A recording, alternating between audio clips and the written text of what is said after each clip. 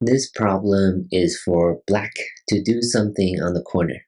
So we have plenty of throw-ins, right? So these are all good.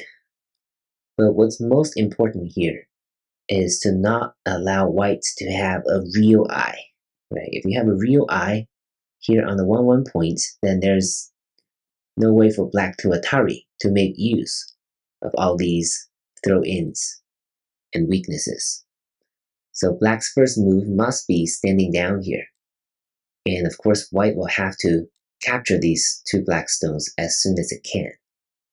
And now, once again, black must throw in. If black plays here, this will be another real eye, and black cannot Atari meaningfully. The throw-ins will all be useless, so black must throw in again and Atari from the outside.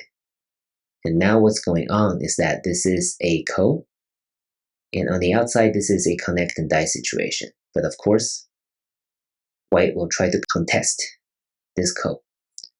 If black wins, black will be able to capture. If white wins, then black will outdie here in the corner. And that's what the ko is all about. Although that's not ideal for black, it is the best result that black can achieve in this pattern. So once again, the key is to not allow white to make a real eye here. And that is why black needs to stand down here and then throw in and then do this just to make sure it does not have a real eye. And then these weaknesses are enough for black to survive on the ko for the time being.